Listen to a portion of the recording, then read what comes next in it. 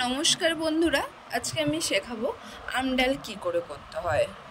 আম ডাল করার জন্য প্রথমেই বাজার থেকে যে কোনো মসুর ডাল কিনে আপনাকে আনতে হবে। সেই ডাল আপনাকে ভালো করে ধুয়ে নিতে হবে, কারণ বাইরের অনেক ধুলোবালি থাকে, সেটাকে ভালো করে ধুয়ে নিতে হবে। 2 থেকে 3 বার আপনি ধুয়ে নেবেন। ধুয়ে নেওয়ার পরে ডালটাকে 5-7 মিনিটের জন্য সিদ্ধ করতে দিতে হবে। আপনি যখন বুঝবেন ডালটা সিদ্ধ হয়ে গেছে, ডালটাকে ভালো করে যে কোনো খুন্তি, ডাবু যে কোনো হাতার সাহায্যে আপনি সেটাকে ভালো করে মিক্স করে নেবেন। যখন দেখবেন ডালের মধ্যে ছিকড়া ভাবটা নেই, ডাল ভালো করে মিক্স হয়ে গেছে, ডালটাকে নামিয়ে নেবেন। নামিয়ে কড়াইটা ধুয়ে সেই কড়াইয়ের উপরে আপনি কড়াইটা গ্যাসে অন করে দেবেন, দিয়ে কড়াইটা একটু গরম হতে সময় দেবেন।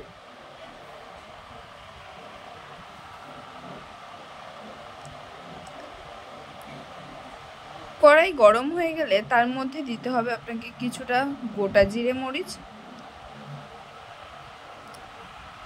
দিয়ে আবারও কিছুক্ষণ সময় রাখবেন যাতে জিরেটা একটু ভালো করে ভেজে যায়।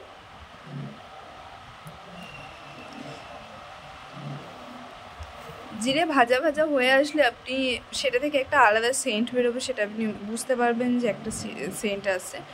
তখন আপনি তার মধ্যে দিয়ে দেবেন 2টো তেজপাতা।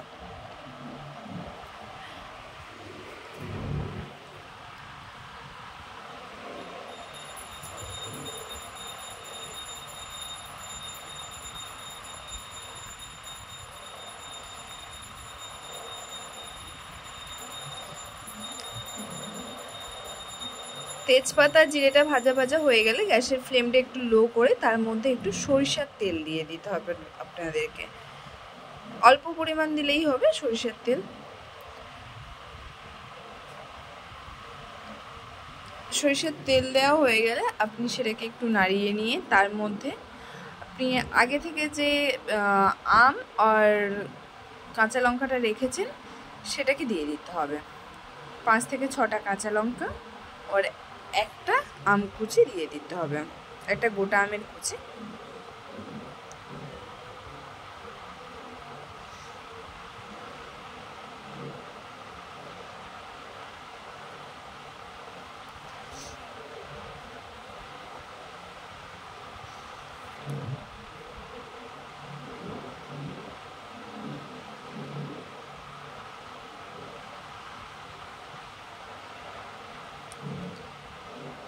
আমের কুচি দিয়ে ভালো করে নাড়িয়ে চাড়িয়ে নেবেন।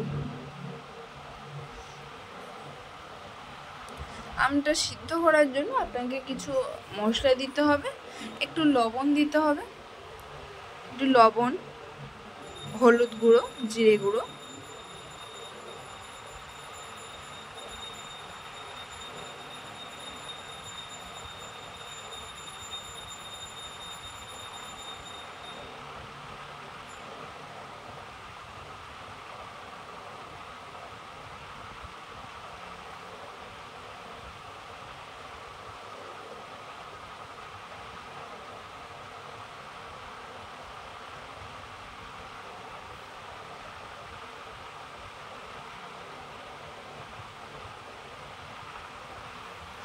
আমটাকে ভালো করে ভাজতে হবে, না হলে আমটা সিদ্ধ হবে না, সিদ্ধ হতে সময় লাগবে আমটা। তো একটু 2 থেকে 3 মিনিট একটু ভাজতে হবে আমটা।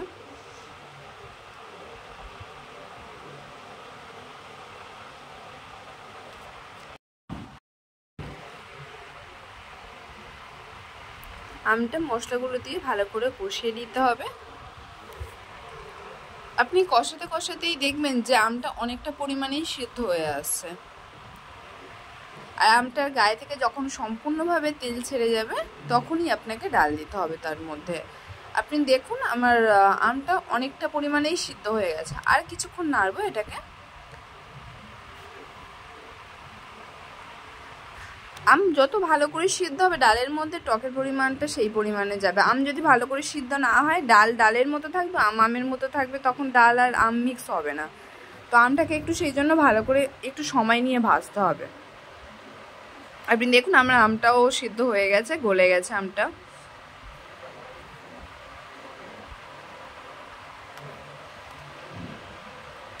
আর আমের গায়ে থেকেও দেখুন আম মশলা থেকে তেলটা হালকা করে ছেড়ে যাচ্ছে। এই সময়টা কিন্তু গ্যাসের ফ্লেম হাইয়ে রাখবেন না, গ্যাসের ফ্লেমটা লোতেই রাখবেন, না হলে মশলাটা জ্বলে যাবে।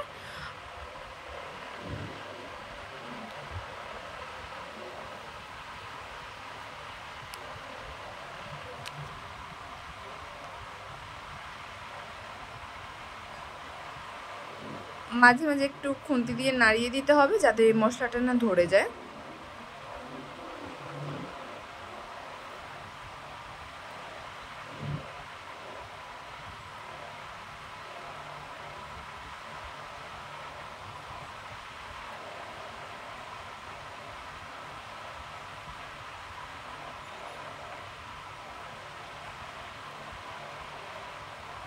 দেখুন আমার আমের গায়ে থেকে তেলটা পুরোপুরিভাবে ছেড়ে গেছে, আর আমটাও কত সুন্দরভাবে গলে গেছে। এবারে আমি ডালটা ঢেলে দিয়েছি আমের মধ্যে। দেখুন ডালটা একটু ফুটে যাবে।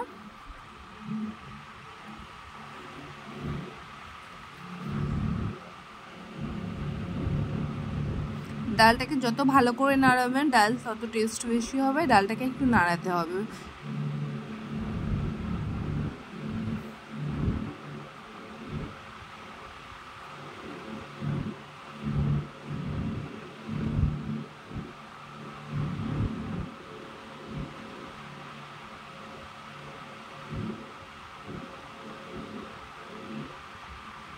দেখুন বেশ কিছুক্ষণ নাড়িয়ে নেওয়ার পর আমার ডালটা সম্পূর্ণরূপে তৈরি হয়ে গেছে।